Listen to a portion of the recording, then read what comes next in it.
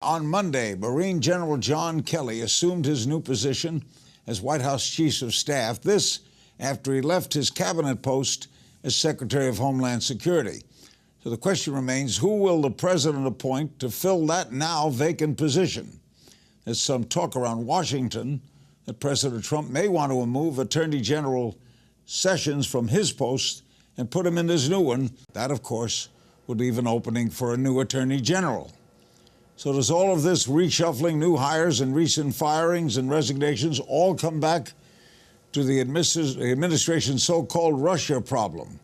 We'll get into that with Kendall Coffee, founding member of Coffee Burlington Attorneys at Law. He formerly served as U.S. Attorney for the Southern District of Florida, and he joins me from my old bailiwick, Miami. Kendall, first, what do you make of Mr. Scaramouche leaving? Well, from everything I've heard, it tells us that the new chief of staff for the President of the United States is going to be very decisive. And when you think about how quickly that came about, what a surprise it is to everyone. Maybe it tells you there's going to be a reset in the White House. Maybe things will get in a different direction, which I think, frankly, leaders, people on both sides of the political aisles would really, really welcome. What do you make of the public criticism of Sessions?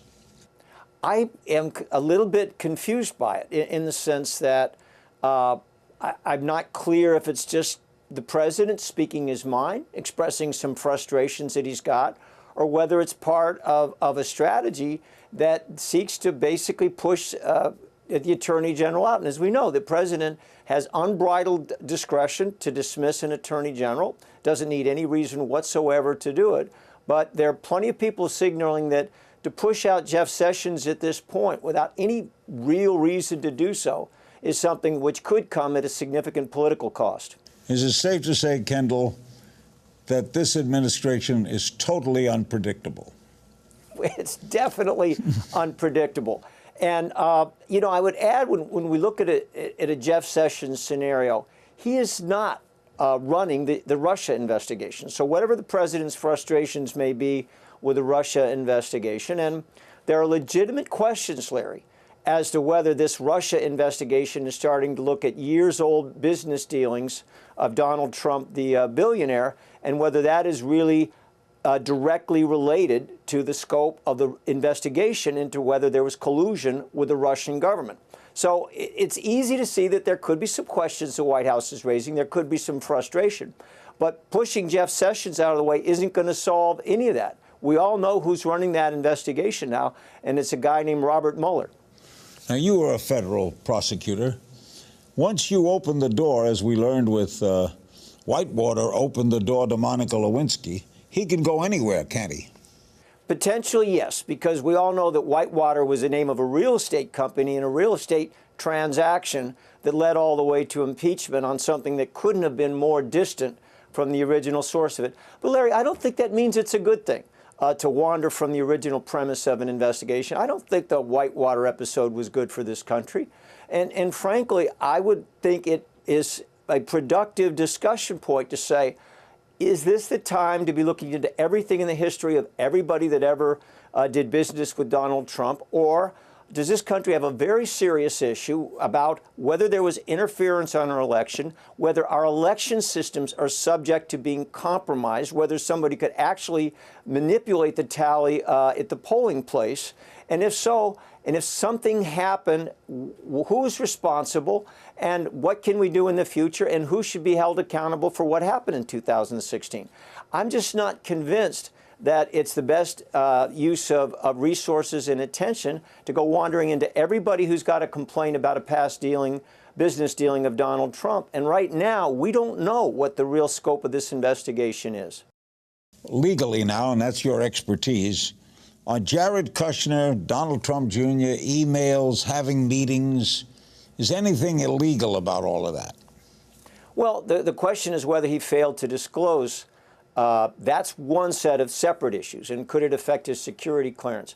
What we know so far about the, for example, the meeting that Donald Trump Jr. was involved with doesn't establish a crime by itself.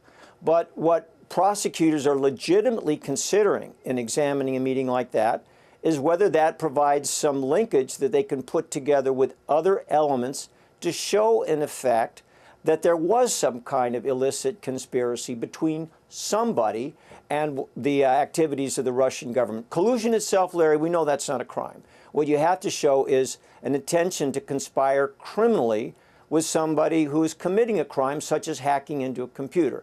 So the fact that there was at least briefly, we don't know whether it was a long-term willingness to consider getting dirt on Hillary Clinton, and that willingness to consider getting dirt on Hillary Clinton was manifested at a pretty high level of the Trump campaign. The campaign manager was there, Donald Trump Jr., the son-in-law of the president. That is a legitimate source for inquiry, but let's be careful here. The fact that somebody in a political context is willing to sit down and find out if somebody else has dirt on their opponent, that is absolutely nothing new. I think that happens in most campaigns in this country. Nevertheless, it's relevant, and what remains to be seen is whether that can be pieced together with other evidence that meaningfully and in a compelling way connects the Trump campaign to so-called Russian collusion. That evidence hasn't developed yet, but it's something that is obviously being examined as we speak. What do you think of Mr. Mueller? I have a high regard for him. I think, although I know the president's frustrated with him, and perhaps others in the White House, I think it was a good thing for this country that somebody who really is not political, who is a true, get it right, do the right thing, law enforcement kind of guy, is running this thing. So he may not be appreciated right now by the president, but I believe he's going to do a conscientious job. He knows he's writing pages in history. And I don't think he's going to worry about whether some of the attorneys on his team gave to Democratic Party causes or not. Bob Mueller's going to want to get this thing right. In retrospect, was it a mistake for Donald Trump Jr. and Jared Kushner to go to those meetings at all?